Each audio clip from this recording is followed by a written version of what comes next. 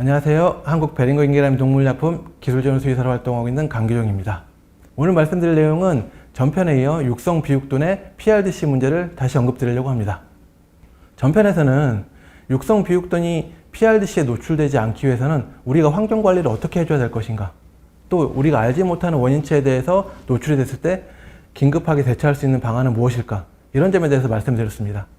이번 편에서는 육성 비육돈에서 호흡기 질병에서 가장 중요한 원인체라고 지목되고 있는 PRRS, 요즘 들어서 문제가 많이 부각되고 있는 마이코플라즈마, 이 점에 대해서 어떻게 하면 우리 농장에 있는 PRRS의 면역력을 극대화시키고 또 마이코플라즈마에 대해서 어떻게 대응하면 좋을지에 대해서 한번 설명을 드려보려고 합니다. 영상을 보시기 전에 돈플래닛TV 구독, 좋아요, 알림 설정까지 부탁드립니다. PRRS입니다. PRRS 바이러스는 양돈을 사육하는 모든 국가에서 겪고 있는 대표적인 바이러스성 질병이죠. 우리나라에서도 PRRS가 PRDC의 원인체가 되기도 하고, 또 자돈에서는 PMWS라고 해서 이후 소모성 질병의 원인체가 되기도 합니다. 이 PRRS가 없다면 얼마나 돼지 키우는데 용이할까, 이 PRRS만 없어진다면 돼지가 얼마나 건강하게 자랄까에 대한 생각을 많이 해보게 되는데요. PRRS에 대해서 다시 한번 되새기면서 전환하는 기회를 한번 삼아봤으면 좋겠습니다.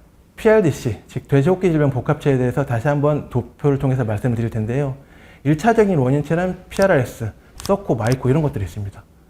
1차적인 원인체 PRRS, 서코, 마이코가 왜 중요하냐? 우리가 PRRS, 서코, 마이코와 같은 질병에 노출이 되다 보면은 쉽게 말해서 돼지의 면역기관에서 면역력이 확실하게 떨어지게 됩니다. 그러면 다른 농장에 상대하는 세균성 질병들의 통로가 되어버리는 것입니다. 그래서 우리는 항상 1차적인 바이러스나 세균에 있어서 어떻게 하면 효과적으로 통제할 수 있을까에 대해서 끊임없이 고민을 하게 됩니다.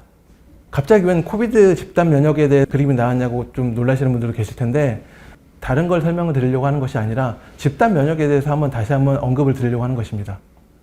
코로나를 전 국민, 전 세계 인구들이 다 겪었기 때문에 집단 면역이라는 용어에 대해서 익숙하실 텐데요. 집단 면역이라는 개념 한번 설명을 드려보겠습니다. 코로나가 유행을 할 시기에 코로나 백신이 나오기 전에는 코로나에 걸린, 즉 감염된 사람이 있다면은 한 명씩 다 찾아가지고 격리를 시켜왔습니다. 이 바이러스성 질병이 바이러스가 면역이 되어 있지 않은 사람들을 찾아가지고 다 전파가 되기 때문에 이 감염력을 가진 사람을 격리를 시켜왔던 활동들을 했던 것입니다. 그렇지만 격리 수준이 완화됐던 것은 백신이 나온 뒤였습니다. 코로나 백신이 나온 뒤에 전 국민이 코로나 백신에 대해서 접종을 한 뒤에는 격리가 훨씬 완화됐던 것을 경험하실 겁니다.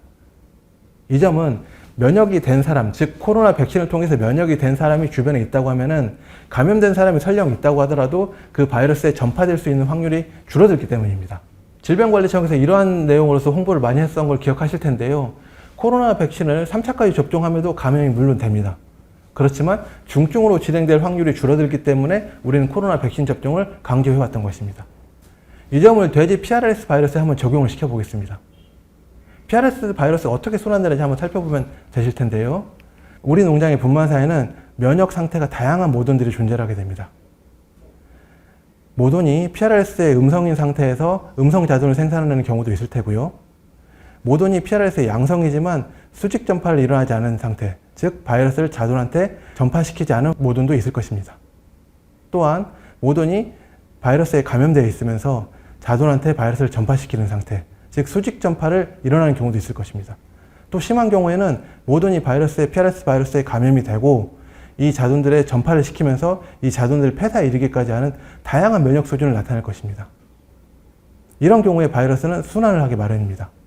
분만사에서 바이러스가 이렇게 순환을 최소화하고 이 순환되는 바이러스를 막기 위해서 우리가 지금까지 강조해왔던 바는 모돈만큼이라도 주기적으로 백신을 접종함으로써 바이러스가 순환되지 않게 만들어주자. 즉 모돈에서 자돈으로 수직 감염이 일어나지 않는 환경을 만들어주자는 게 PRRS 컨트롤의 첫 번째였다는 것을 아실 수 있을 것입니다. 이 순환되는 바이러스는 전파가 이루어지게 됩니다. 이 전파가 이루어지게 되면은 우리 농장에는 이유사, 자돈사, 육성, 비육사에 가면은 면역 수준이 각기 다른 돼지들이 훨씬 더 많이 존재하게 됩니다. 모돈과는 비교할 수 없을 만큼 많은 수의 이유돈, 자돈, 비육, 육성, 비육돈들이 있습니다. 여기서는 면역 수준이 각기 다른 상태의 돼지들이 워낙 많다 보니까 번식사에서는 비교도 할 수 없을 정도로 많은 양의 바이러스가 순환하게 됩니다. 다시 이 바이러스는 번식돈에 또 역으로 영향을 줄 수 있는 것입니다. PRRS 바이러스가 전 연령대에 다 감수성이 있기 때문에 바이러스 순환이 이렇게 계속해서 일어나게 되는 것입니다. 컨트롤 전략, 이 그림도 많이 보셨을 텐데요. 말로 표현하자면 되게 단순합니다. 바이러스의 감염을 차단하기 위해서 내외부 차단 방역에 신경을 써야 될 것이고, 면역을 극대화시킨다. 어떤 방법으로 노출을 시켜서, 우리는 백신을 많이 권장을 드리고 있습니다만은 백신을 통해서 면역을 극대화시키고, 그런 다음에 오늘 중점적으로 말씀드리고 싶은 내용은 배출을 최소화하는 점에서 우리가 주목해야 될 필요가 있을 것입니다. 앞선 그림에서 보셨다시피 모돈에서도 배출을 할 수 있는 환경이 만들어지는데, 훨씬 더 많은, 면역 상태가 훨씬 더 다양한 육성 비육돈에서는 배출이 훨씬 다양하게 이루어집니다. 여기서 강조되는 점이 감염고리를 차단해야 된다는 점에 대해서 중요성을 부각시킬 필요가 있습니다. 이걸 그림으로서 한번 설명을 드려보겠습니다. 돼지 생산 과정을 다음과 같이 도식화한 그림인데요. 우리 농장에서는 종돈장에서 PRS 바이러스에 노출되지 않는 음성 돼지를 구입을 하게 됩니다. 그러면 이 음성 돼지가 후보 돈사에 편입을 하게 됩니다. 이 후보 돈사에 편입된 후보돈들은 다양한 방법으로 바이러스에 노출을 시키게 됩니다. 순치, 격리 과정을 겪게 되는 거죠. 순치 과정, 즉 우리 농장에 있는 바이러스나 세균들에 있어서 노출을 시켜주고, 그런 다음에 일정 기간 격리를 시킴으로써 이 농장에서 감염된 바이러스나 세균들이 배설하는 기간을 갖게 됩니다. 그리고 이 배설 기간이 마치게 되면은 우리 농장에 있는 임신 돈사로 편입을 하게 됩니다. 농장에서 항상 문제를 겪고 있는 현상 중에 하나가, 우리 농장에 있는 후보돈이 도입됐을 때 모돈들이 흔들린다, 이런 얘기들 많이 하시잖아요. 그렇기 때문에 후보돈의 순치 과정을 많은 분들이 강조를 해왔던 것이고, 후보돈의 순치가 그만큼 중요한 과정이 되는 것입니다. 그래서 순치가 완료된 후보돈이 번식돈사에 편입이 되면은 기존에 있던 다른 모돈군에 영향을 주지 않은 상태를 만들어줍니다. 그렇게 함으로써 우리 농장에 있는 모돈이 돼지 분만을 했을 때 새끼한테 바이러스를 전파시키지 않는, 즉 수직 감염을 일으키지 않는 환경을 만들어주는 것이 PRS 관리의 첫 번째 포인트라는 것을 이미 말씀드렸을 것입니다. 앞서 말씀드렸듯이 PRS 컨트롤함에 있어서 배출 최소화에 대해서 좀 중점적으로 말씀을 드린다고 했는데요. 이렇게 번식돈에서 수직 감염이 일어나지 않은 자돈이 생산하게 되면은 이 자돈에 PRS 백신을 적용함으로써 바이러스에 대한 배출을 최소화시킬 수 있는 방안이 될 수 있습니다. 이 말은 자돈이 바이러스에 면역이 되어 있다면은 설령 농장에 순환하는 바이러스에 의해서 감염이 되더라도 그 배출이 최소화되게 됩니다. 이 그림을 통해 다시 한번 설명을 드리면, 이 그림도 유명한 그림이라서 많은 분들이 아실 텐데요. PRS 바이러스에 한 번도 노출되지 않은 돼지는 바이러스 전파 기간이 약 3달가량이 됩니다. 반면에 PRS 바이러스에 여러 차례 노출된 돼지들은 이 배출 기간이 한 3분의 1가량 단축이 됩니다. 이 말이 의미하는 것은 바이러스에 반복적으로 노출된 돼지는 설령 다른 농장에 순환하는 바이러스에 노출이 되더라도 바이러스가 노출될 수 있는 기간이 줄어들 수 있다는 장점이 있는 것입니다. 이렇기 때문에 자돈 백신의 필요성이 강조가 되는 것인데요. 이 점은 요즘과 같이 고병원성 PRS를 겪고 있는 농장에서도 똑같이 적용을 해볼 수가 있는 것입니다. 고병원성 PRS는 우리나라보다 먼저 미국에서 충분히 겪고 그들도 많이 논의를 해왔던 내용들인데요. 지금 우리나라에서 유행하고 있다는 리니지 1A 바이러스, 즉 NADC34 유사 바이러스라고 하는 것보다 더 변이가 심화된 바이러스, 더 병원성이 높아진 바이러스에 대해서 어떻게 대처할 것인가에 대해서 여러 고민들을 하던 기고문 중에 하나입니다.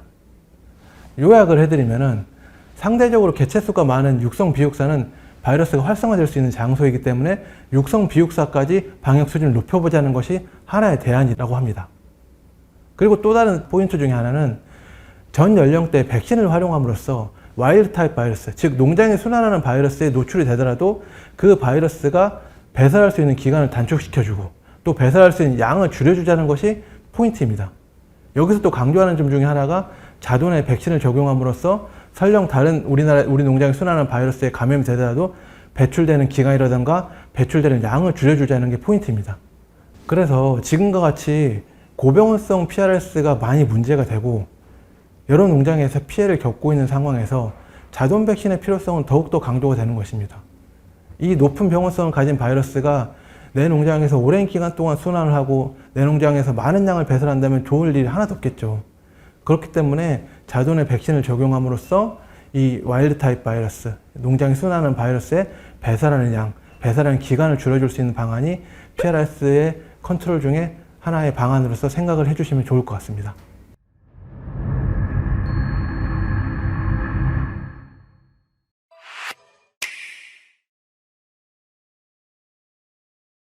다음은 마이코플라즈마에 대해서 설명을 드려보려고 합니다. 마이코플라즈마가 왜 호흡기 질병 1차 원인체로 지목이 되느냐를 보여주는 자료입니다. 상부 호흡기도라고 하죠. 우리 코나 아니면 기관지 이런 데는 선모들이 많이 있습니다. 보시는 왼쪽 정상적인 선모들이 많이 분포하고 있는데요. 이 선모가 하는 작용은 외부에서 이물질이 들어왔을 때 움직임, 활동을 함으로써 이 이물질을 다 밀어내는 작용을 하고 있습니다. 그런데 마이코플라즈마에 감염이 되면은 선모가 다 없어져서 그 기능을 못하게 돼버립니다. 그러면은 이 선모의 기능이 없어져 버리니까 다른 원인체들, 다른 세균성 질병들이나 다른 바이러스 질병, 호흡기 질병의 원인체들이 출입할 수 있는 통로를 마련해 주게 되는 셈이 되는 것입니다. 그렇기 때문에 마이코플라즈마가 PRDC라고 하는 호흡기 질병 1차 원인체로 지목이 되고 있는데요. 마이코플라즈마에 대해서 요즘 관심을 갖게 되는 이유 중에 하나는 여기에 있습니다. 요즘 마이코플라즈마의 음성인 후보군이 많아지고 있습니다.